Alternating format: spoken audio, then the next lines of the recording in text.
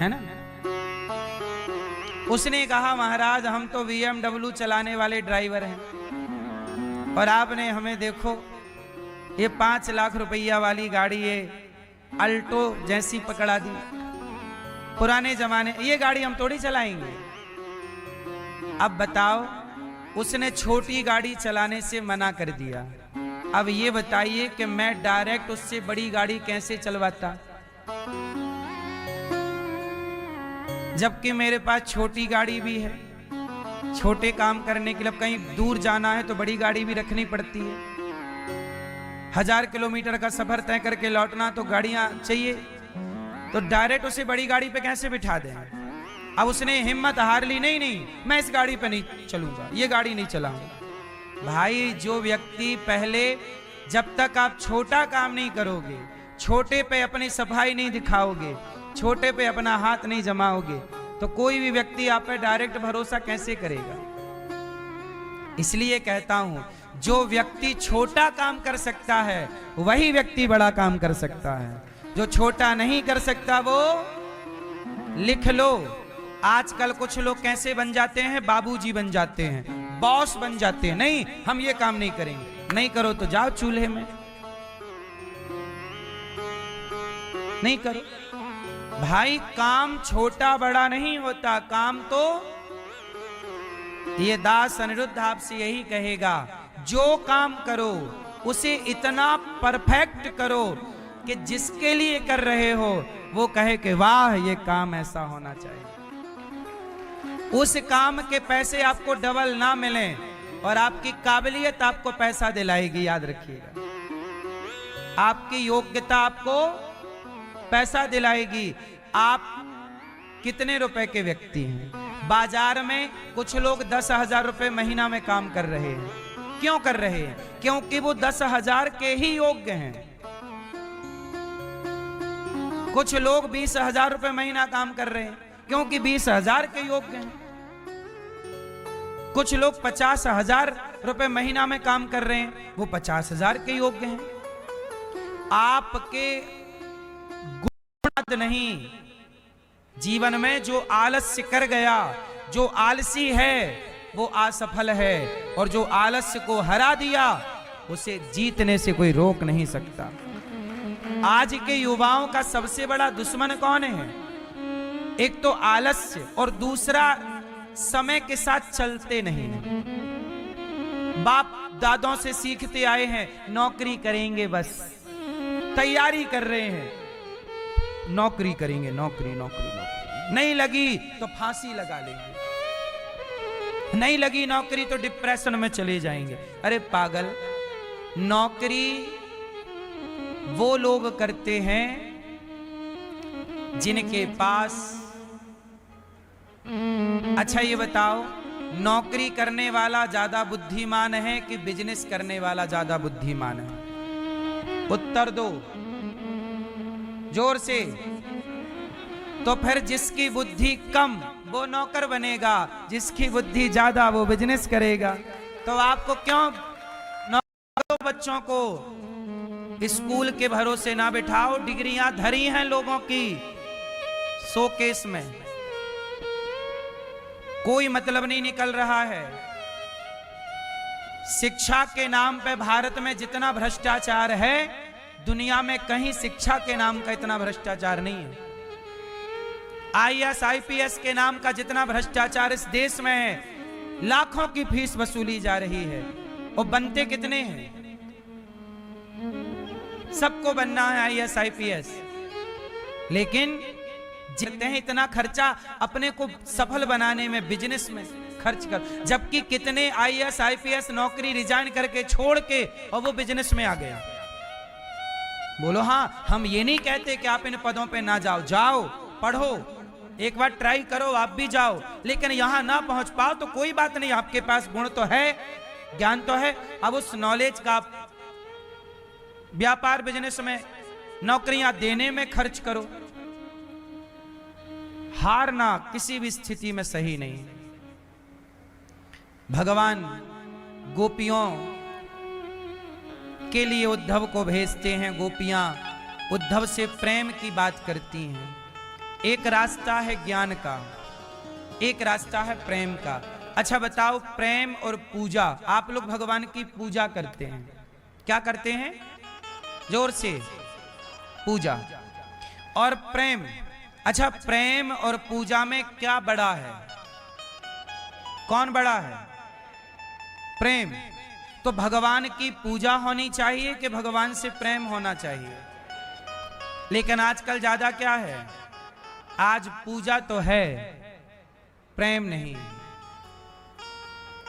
इसलिए आप लोग पूजा करके भी असंतुष्ट हैं, परेशान हैं, क्योंकि पूजा का कोई अर्थ नहीं है यदि प्रेम ना हो तो। आजकल लोग पूजा क्यों करते हैं?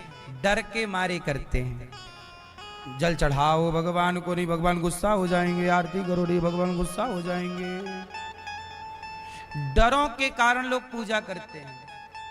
भगवान की पूजा में तो सबके अलग अलग नाम हैं, जबकि सारे फल हैं। बोलो हां। ऐसे ही व्यवस्थाओं में भेद करना पड़ेगा। ये कुत्ता है, ये गाय है, जो स्थान गाय का है वो स्थान कुत्ते का नहीं हो सकता। भेद है। अब आप भेद मिटाओ तो कुत्ते को सिर पे बिठाते हो। गाय पन्नी खा रही है और कुत्ता बिस्किट खा रहा है। लोगों ने भेद मिटा दिया। गाय को पन्नी खवा रहे हैं, वो कुत्ता दूध पी रहा, मस्त बेडों में सो रहा है। मेरी मां, भेद है, ये भेद व्यवस्था के लिए है। बोलो हां। सही है गलत है? इसलिए जो लोग कहते हैं भेद मिटाओ, उनसे पूछो कौन से भेद की बात करते हो? भेद तरह तरह का है।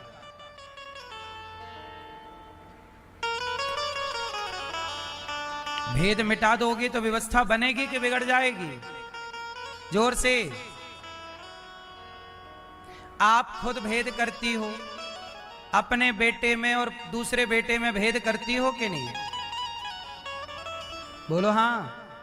फिर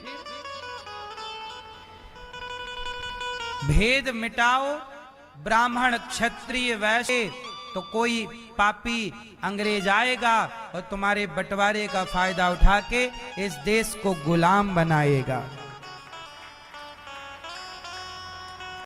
दंत वक्र शाल्व का उद्धार करते भगवान देखो, ये नहीं देखते कि आप गरीब हो कि अमीर हो, आपका भाव कैसा है। सुदामा जी कितने गरीब हैं, खाने को रोटी नहीं है, और जब सुदामा जी 4 मुट्ठी चावल लेकर के चले तो सुदामा जी को पता नहीं था कि कृष्ण हमें पहचानेंगे कि नहीं, पर चल पड़े। सुदामा जब द्वारिका गए, लोगों से पूछा कि भैया कृष्ण कहाँ हैं? बताया कि वो राजा हैं और सिंहासन पर हैं, स्वधर्मा नाम की सभा में बैठे। सुदामा जी चले। लोगों ने कहा कौन हो? मैं सुदामा हूं। क्यों आए हो? कृष्ण का मित्र हूं। लोग मजाक उड़ाने लग गए। अरे भीख मांगने का नया तरीका तुमने ढूंढा है क्या? तुमसे मित्रता हो सकती है? वो राजा हैं, तुम गरीब हो, कपड़े भी फटे हैं तुम्हारे, क्या तुम्हारी बराबरी, क्या तुम्हारी औकात है? सुदामा जी को मन में लगा बात तो सही है, वो बचपन के मित्र हैं, आज थोड़ी पहचानेंगे, लेकिन आ ही गया हूं तो चलूं।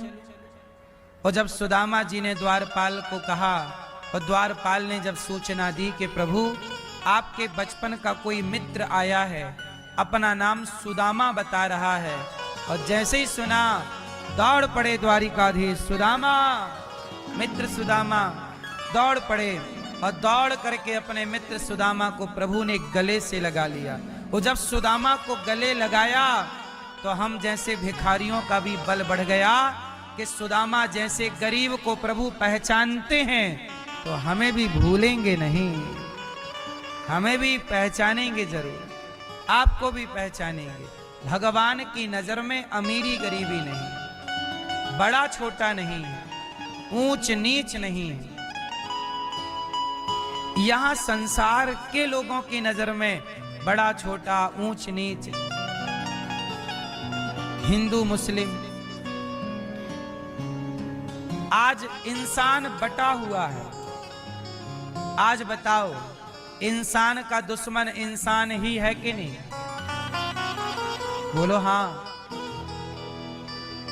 हिंदू तरह का इंसान अलग सोचता है, मुसलमान तरह का इंसान अलग सोचता है, जबकि दोनों ईश्वर के बनाए हैं। दोनों की रचना एक सी है, पर धरती पे आते ही दोनों के विचार अलग अलग। और ऐसे तो खुद भिखारी है। तुम्हारा राजा जिससे मांगता है उस परमात्मा से हमारी कोई दुश्मनी तो है नहीं। यदि वो परमात्मा तेरे राजा को देता है तो वो परमात्मा हमें भी तो देगा, हम उसी से मांगेंगे। इसलिए कहता हूं, किसी चीज की जरूरत हो तो जगत के आगे नहीं, जगन्नाथ के आगे हाथ पसारिए। और जो भगवान के आगे हाथ पसारते हैं सच्चा भाव से, सच कहता हूं, उन्हें किसी के आगे हाथ फैलाने की जरूरत। सुदामा चावल खिलाते हैं और भगवान ऋणी हो जाते हैं। अच्छा ये बताओ, सुदामा ने भगवान को क्या दिया? जोर से क्या दिया? सुदामा जी ने अन्न दान किया। चावल अन्न ही है? नहीं है। मुट्ठी भर चावल, मुट्ठी भर अनाज, अन्न। सुदामा जी ने अन्न दान किया तो भगवान ने धन धान्य से भर दिया। अच्छा, सुदामा ने 4 मुट्ठी क्यों दिया? उत्तर दो, 4 मुट्ठी क्यों दिया? मैया, सुदामा जी ने भगवान को 4 मुट्ठी ही क्यों दिए? क्यों? क्योंकि सुदामा जी के पास था ही इतना, इससे ज्यादा था ही नहीं। तो सुदामा ने कितना दिया? जितना था सब कुछ दे दिया। जब तक आप सर्वस्व भगवान के चरणों में समर्पण नहीं करोगे तब तक भगवान अपने आप को आपके हवाले कैसे करेंगे? इसलिए कहो कि हे प्रभु, ये परिवार आपका, ये व्यापार आपका, सब आपका। ये मत कहो कि मेरा है। सुदामा जी सर्वस्व सौंप रहे। अब पहले दिन की कथा में आपने महात्म्य, दूसरे दिन कुंती स्तुति, तीसरे दिन ध्रुव चरित्र, चौथे दिन जन्मोत्सव, 5वें दिन बाल लीला, 6वें दिन रुक्मणी मंगल, सुदामा चरित्र के साथ 7 दिन की कथा दास ने कही। यदि मेरे से कथा सुनाने में कोई त्रुटि, कोई भूल हुई हो तो मुझे अपना बेटा, अपना दास मान करके क्षमा जरूर कीजिएगा। आओ मेरे संग सब लोग गाओ, नाम संकीर्तनम यस्य, नाम संकीर्तनम यस्य, सर्व भूलू नहीं। बोलिए भागवत भगवान की जय हो, गौरी गोपाल भगवान की जय हो। हमारे यजमान परिवारों के लिए मुंशी लाल चौहान जी और सितारा मैया के लिए तालियां। धर्म कुमार चौबे जी और उतारिएगा जीवन में आज विरज में।